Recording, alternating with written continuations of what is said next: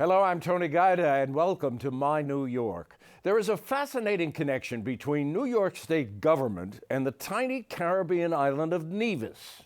Two natives of Nevis have been elected to New York's Assembly. One was Alexander Hamilton, the other, Bertram Baker. Who was Bertram Baker?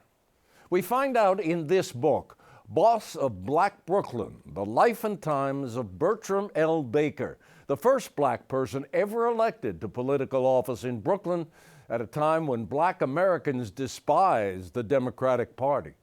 Author Ron Howell is Bertram Baker's grandson. His book is a portrait of an immigrant whose rise to power opened doors for men named Rangel and Dinkins and a woman named Althea Gibson.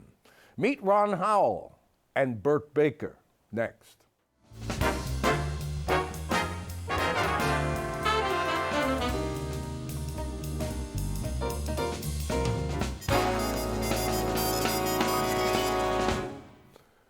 Ron Howell, welcome to the program. It's good to meet you. It's an honor to be here. Well, thank you. And I should tell our audience that in his day job, Ron is a professor of journalism at Brooklyn College, part of the CUNY system.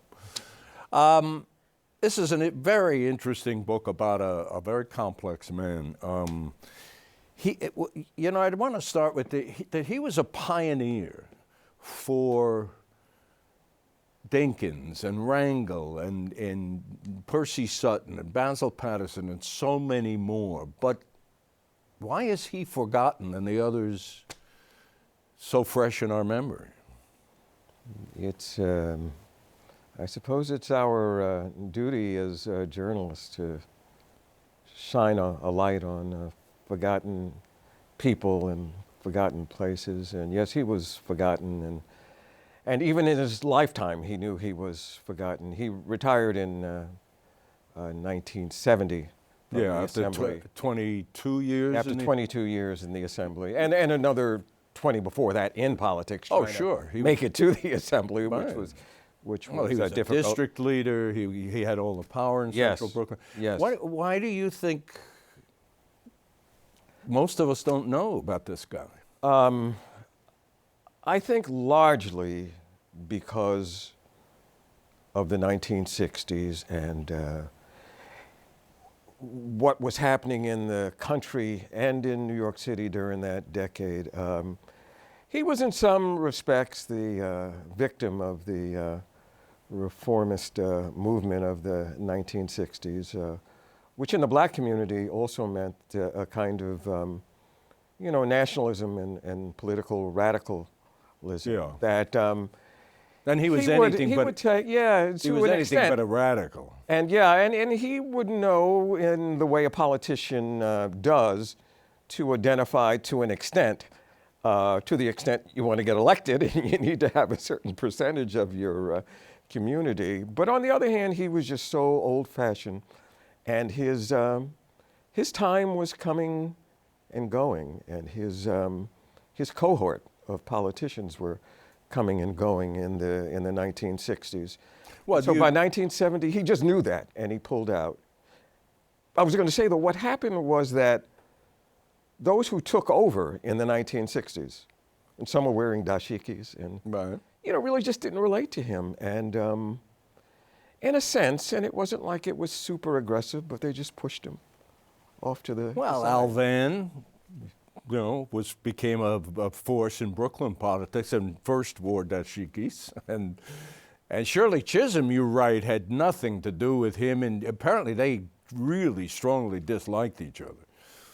Yes, and she was, I believe, more vocal about it than he was. He knew that she was rising up the ladder in the late 1960s, and I think it was sad in a way because he was suppressing a lot of it, because all during that time, and I guess throughout his life, he thought of himself as the one who opened the doors for blacks in Brooklyn, and he, I'm sure, felt a bit of jealousy about all the attention that Shirley Chisholm was getting. But by 1968, it was in effect over for Bertram Baker, and Shirley Chisholm was beginning her rise through the assembly and then, of course, in Congress, and going on to run for president, which was a big deal. And there was a bit of silent resentment there. He thinks that he should be the one everyone is talking about. Well, you know, we don't want to lose sight of the fact. I mean, you're talking about you know, how times changed, and therefore he is left behind and forgotten. But in his time, this man was the power in Brooklyn, and he didn't come by it easily. And I wonder, you know, we have to put some flesh on the bones of Bertram Baker. This guy attained, you know, it comes from Nevis. He's 17 years old. He comes to Brooklyn and pretty quickly has political aspirations. And begins to work at it. And at a time when the Irish basically controlled politics in Brooklyn, he was able to find a way. Let's talk about that a little. Yes, that is the you know, essential element, I guess, of how he was able to climb the ladder. You know, when he first came, he said that he wanted to be an Anglican priest called Episcopal. Priest here, but Nevis was a British colony at the time, and he was a British citizen when he arrived. When he became a citizen of the United States, it was in 1924, and so you know, that was an element of it too. But I think it was because of that, and having sort of a distant relationship in a way with the history here. And not the visceral connection with slavery that was so natural for, of course, Black New Yorkers and Black Americans all around the country, who were largely Republicans. Yeah, who were largely, at the time. And that was the point. The point you're making is a good one. That at that time, Democrats in Brooklyn, anyway, and perhaps in many other places, were Republican because they saw it as the party of the man who freed the slaves. Yes. And they didn't trust the Democratic Party. And we're in fact hostile, you're right, to the Democratic Party. But Bert Baker saw that it was the Democratic Party, at least in central Brooklyn, that was rising, and he managed to persuade blacks to come back. How did he do that? He could see what was happening demographically in Brooklyn, as with you know, Manhattan. So he began to, you know, walk into the clubhouses, white clubhouses, and say, I want to work with you. And so he would start on the ground level, going through what was then the growing Black community of Bedford-Stuyvesant, called the Bedford community at the time, and trying to get blacks to vote. And he told me, it would have been just a few months before his death, but I did have it on an old cassette tape, of the time he went to a black woman on his block, Jefferson Avenue, and was trying to get her to sign a petition for a Democratic candidate who would have been white, you know. But he was trying to convince her that he would do good for folks of all backgrounds in the community. And she looked at him and said, young man, I'm ashamed of you. I was born a Republican. I've been a Republican through all my life. I'll die a Republican. And she slammed the door in his face. Wow. And he said, well, this is the way it is. But he stuck with it. And well, he eventually started his own Democratic club, you know, and managed to attain the power to get people elected, judges, city councilmen, all that kind of stuff. Yes. And I wonder if you think, you describe him in the book as a man, it's complex, I said complex before. You describe him as a guy who could work well with others, you know, play well with others, and but also, on the other hand, a guy who was self-righteous and haughty and given to outbursts of rage. Does it seem odd to you that he could put all that together and still become a political boss? You know, it could be he had this just in his personality from beginning. He did tell me, and I should say that I was close to him growing up. Well, close in the sense that I lived in his house. Yeah, well, he was essentially your father. Yes. I mean, yes. Literally he's your grandfather, but essentially he was your dad. Mm-hmm. But not always close in the sense of being affectionate. No. Because he was tough. And, you know, I would say mean, and a lot of my friends thought he was mean, you know. But I remember, and this was after he retired, him telling me, and I was trying to make my way into the world, and he would say, anger is not a good thing, you know. Don't be angry. And I couldn't grasp onto that, and I couldn't wrap my head around it, as folks say, because he seemed angry so often. You know, I thought of it as part of his personality. And what he said after that was, it just interferes with, it'll block you. You know, you lose your balance, was the way he put it. You lose your balance. And you didn't. And I think he perhaps just instinctively grasped that. So when he got angry, it was almost like he could see that there was a result coming, and he was going after it. And you didn't say in any of those occasions, Daddy B, which is what you and your cousins called him, Daddy B, but you get angry all the time, and you know, where is this coming from? I guess I was just processing it, and did for the next couple of decades, I imagine. But he could flare up, and he did with me too, you know, in the house. And I only learned later, as I began researching his life in politics, how he did it on the outside.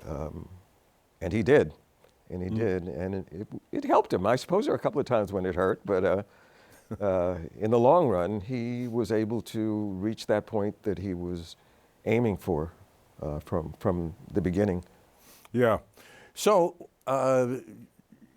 growing up in his house, was it, describe that atmosphere. You say he was distant, he wasn't a hands-on, you know, cordial, loving father kind of figure, or even grandfather kind of figure.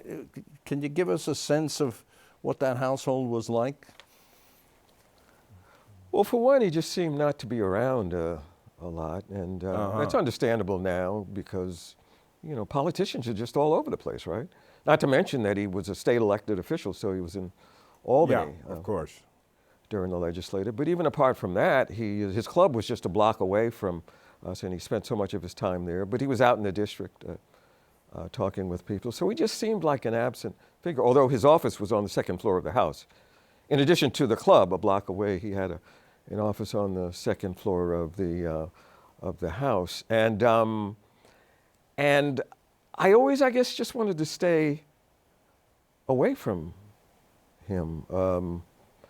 It was only years later, putting the book together and realizing that he rescued me. How did he rescue you? Because my father was an alcoholic and left the home. He eventually saved himself through AA, Alcoholics Anonymous. But he never came back. My parents divorced, and so my grandfather and grandmother took us in.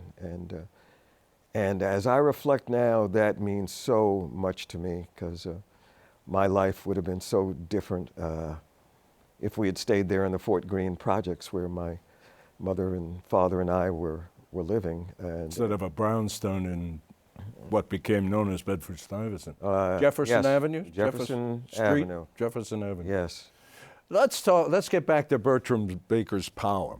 So he manages to be successful in Brooklyn, district leader, and he gets people elected, and he's the power, he's the guy to see.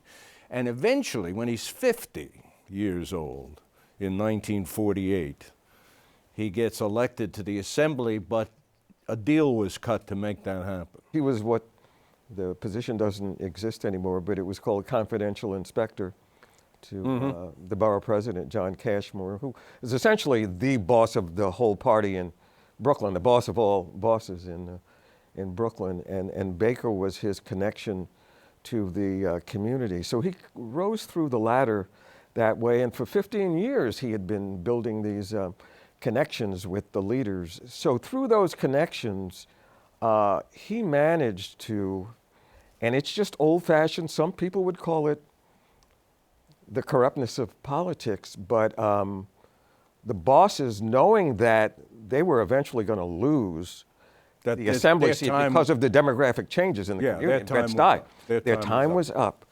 And, you know, the jig was up. And what they did was they arranged to have the fellow who was the incumbent assemblyman run for office again, but declare that he was not going to pursue it. And just given the rules at the time, once he pulled out, that gave them the power to name the replacement. And who was it? It was Bertram Baker.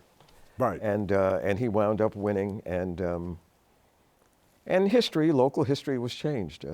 Sure was. And it still goes on, that kind of thing. Yes, of course it goes on. It's called politics.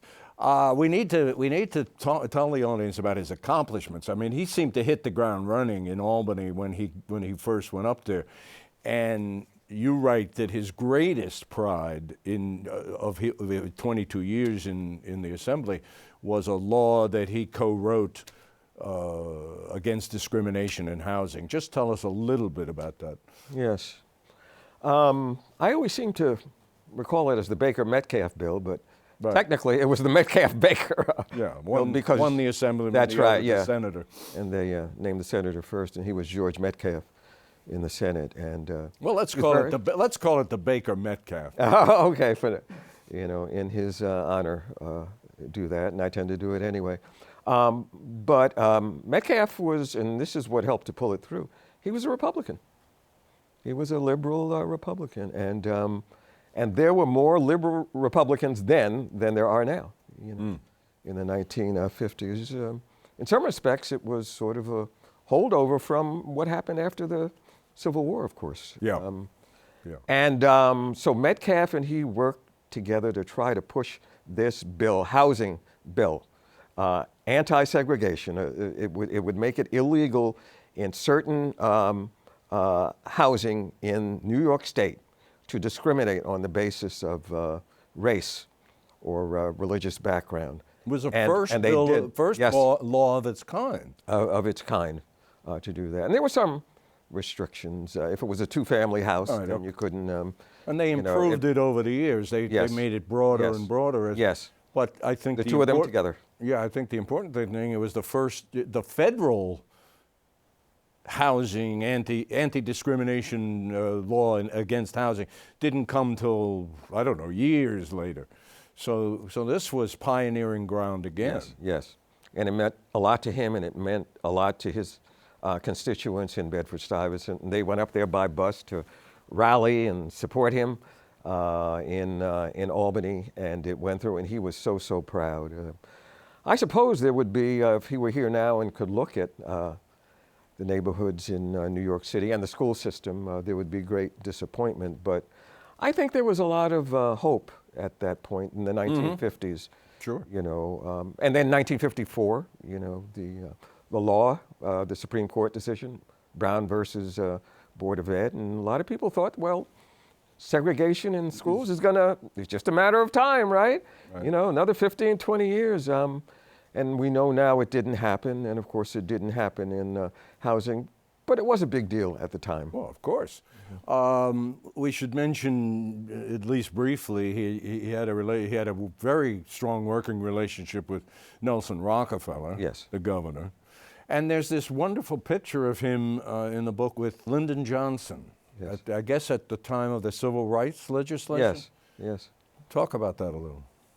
Well, Lyndon Johnson meant a lot to him, I guess because Lyndon Johnson, and I've read the biographies, Robert Caro's biographies of Lyndon Johnson, very complicated man himself, and maybe Bertram Baker knew that and identified with him, but he was very much an organization person, Johnson, and so was Bertram Baker, and he just loved Lyndon Johnson. When Johnson became president, after the tragedy, of course, he came to Brooklyn. And who did he have come to the borough president's office downtown but Bertram Baker, who brought some of his constituents there to have photos with Lyndon Johnson. So, and I did a lot for Bertram Baker, of course, because he circulated the photos. And, there was this wonderful photo of a young lady, Karen Willis, her name was. And that would have been, it was 64, I believe, yeah. And there's a picture of young Karen Willis there with the president of the United States. And I think he saw Bertram Baker on his side. And he was in Washington for the signing also of the Civil Rights Bill. And he seriously believed that Johnson wanted to accomplish all that. And a lot of people believe that. I mean, for all my, some people would say, radicalism, I also feel that Johnson, especially even compared to John F. Kennedy, really wanted to make a difference when it came to that. And I think there are many people besides Bertram Baker who felt that way about Lyndon Johnson. One of the things I feel guilty about was one day I was home, and just to show you how distant I could be from Bertram Baker's life, there was this cigar in the living room, and I had a buddy who was about 16 years old at the time from the block, and he was a real street guy. I just come up from North Carolina. And he saw the cigar and said, "Can I smoke that cigar?" And I just shrugged and said, "Yeah, go ahead." And he smoked it. And, my grandfather wasn't around the whole day, and had the window open, and the cigar smoke, it just dissipated.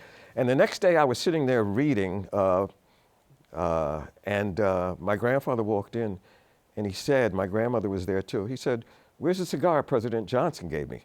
Oh, my goodness. And I could have died, my stomach, Yes. He said it was like a sickness unto death. But, I mean, that's the way he was, so busy that he just shrugged it and walked out closed the door and left. And I said, thank God. I want to cover his, before we run out of time, I want to cover his, he was an avid tennis player.